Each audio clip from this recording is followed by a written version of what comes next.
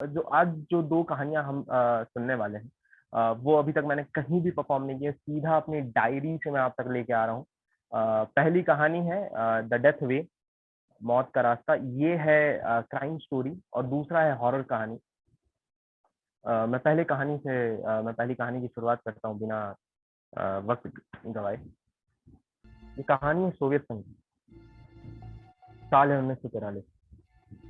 कोलेमा highway को बने 11 साल हो गए। सुनसान बर्फीली रास्तों से भरा हुआ ये हाईवे लेना रिवर के 2 बड़े शहर को जोड़ता है। 2000 किलोमीटर लंबा ये हाईवे अगर कोई भी इंसान चुनता है तो उससे पहले will mention it from now. Okay. हाँ। लेना मदगान से नीचे जाने वाले लोग जब इस रास्ते को चुनते हैं तो वो ये चीज जरूर इंश्योर कर लेते हैं कि उनके टैंक फुल थे, उनके पास इनफ सप्लाईज थी, और ताकि सफर में कहीं बीच में रुकना ना पड़े, क्योंकि सफर में घर तो छोड़िए कोई एक इंसान भी नहीं है। 2000 किलोमीटर लंबा ये सफर है। रास्ता जहां से शुरू होता है वहीं पे गैस स्टेशन, वहीं पे एकमात्र गैस स्टेशन है जिससे धीमी धीमी मीठी मीठी खुशबू आती है। अक्सर लोग वहीं पे रुक के अपने टैंक फुल कराते हैं और कुछ खाने पीने के लिए खरीद लेते हैं। दिसंबर की सर्द रात थी, शाम के 7 बज रहे थे। वहां पे एक बुजुर्ग कपल निकोलस और जिंसी आते हैं। हर बार की तरह इस बार भी डेविड, गैस स्टेशन का ओनर, उन्हें इस रास्ते की हिस्ट्री बताता है और एक चेतावनी। हिस्ट्री ये थी, वॉल्यूम इंक्रीज करो, I can hold it pass में। हिस्ट्री ये थी कि ये रास्ता आज से 10 साल पहले 2 लाख लोगों की हड्डियों से बना। ये वो लोग थे, थोड़ा ज्यादा हो तो बेहतर होता। अच्छा, अभी भी वॉल्यूम नहीं है। अच्छा, nice now, okay, thank you. अब प्लीज इंटरप्ट नहीं होगा तो, क्योंकि स्टोरी अब लगभग लगभग हम एंटर कर जाएंगे।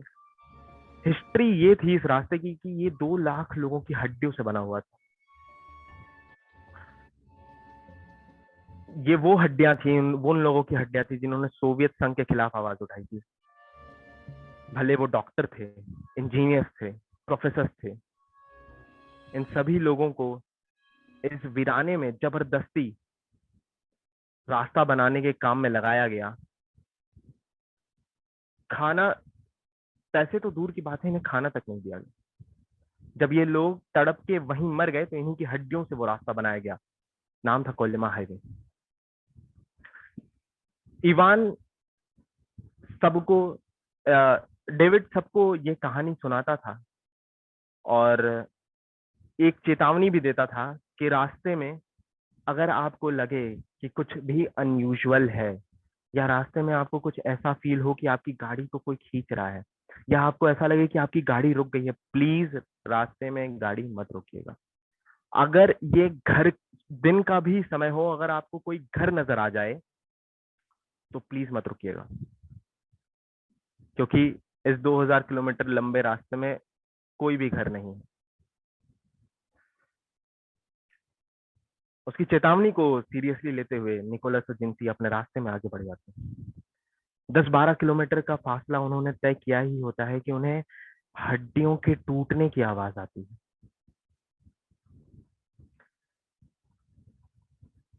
कुछ किसी की बात करने की आवाज आती है।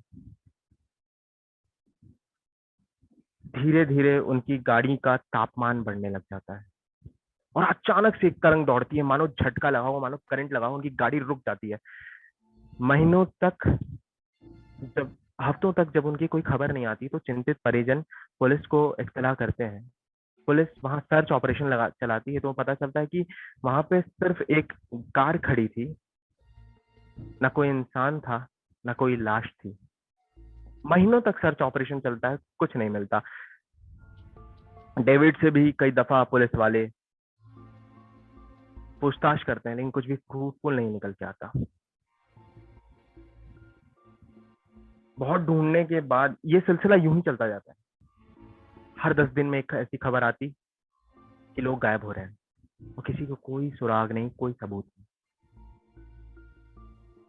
फिर एक दिन गलीना अपने 2 बच्चों के साथ उसी रास्ते से जारी होती है, तो वो गैस स्टेशन पर रुकती है।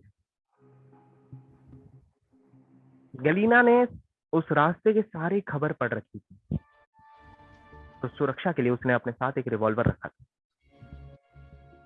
जब उस गैस स्टेशन पे वो पहुंचती है, तो वहां से फिर से वो धीमी धीमी मीठी खुशबू आ रही होती है।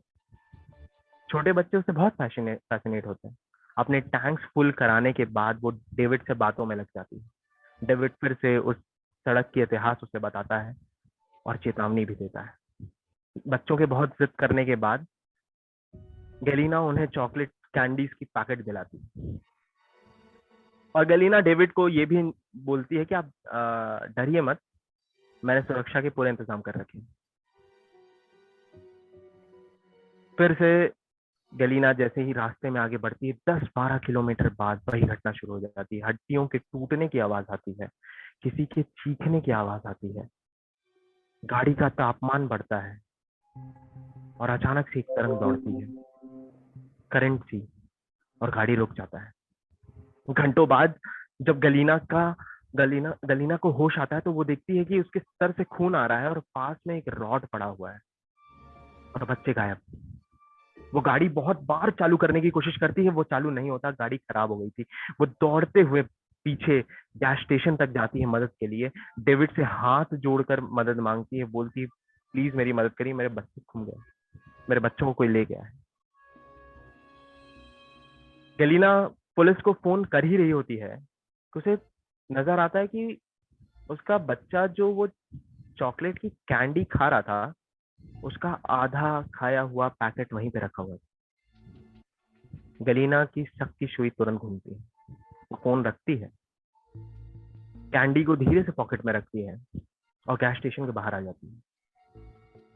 जहां से वो मीठी मीठी सुगंध आ रही होती है, वो उसकी पीछा करने लगती है। गैस स्टेशन के बैकयार्ड में जैसे ही जाती है, अचानक से उसका पैर जमीन में घुस जाता है और वो बेसमेंट में गिर जाती है। पीछे से एक कार उसके गले को बांधता है और उसे घसीट कर जमीन में पटक देता है। ये वो बेसमेंट था जहां पे आपको अंदर की कोई आवाज बाहर सुनाई नहीं देती। भले बॉम्ब भी फूट जाता तो, बहुत बड़ा एक्सप्लोजन भी होता तो बाहर कोई भी आवाज नहीं आती, लेकिन अगर बाहर खड़ा कोई भी इंसान बहुत धीमी आवाज में भी बात कर रहा हो, तो हर आवाज अंदर जाती। जैसे ही गलीना को उस इंसान ने जमीन पे पटका, उसके उसने अपने बेहोशी की हालत में अपने बच्चों को रोते हुए देखा, मम्मी मम्मी चिल्लाते हुए देखा। वो इंसान सामने कुर्सी लगाता है और गलीना के ठीक सामने बैठ जाता है। यह इंसान था डॉक्टर इवान। ये वो डॉक्टर है जिसे जॉर्जिया से 11 साल पहले सोवियत संघ के कुछ ऑफिसर्स ने इस रोड के कंस्ट्रक्शन पे लगाया था। ये वो डॉक्टर है जिसे इंसानों पे एक्सपेरिमेंट करने का शौक है। ये वो डॉक्टर है जिसे सोवियत संघ ने खूब तड़पाया है। ये वो डॉक्टर है जिसकी पूरी फैमिली को सोवियत संघ निकल गई। अपनी कहानी गलीना को मारने से पहले बताते जाता है। वो बताता है कि मेरा काम कुछ नहीं है, सिर्फ दहशत फैलाना। वो ये बात भी बताता है कि उसने किस तरीके से डेविड को धमकाया था, एक केमिकल का खौफ देकर, कि अगर ये केमिकल उस पर फेंकेगा तो वो खत्म हो जाएगा।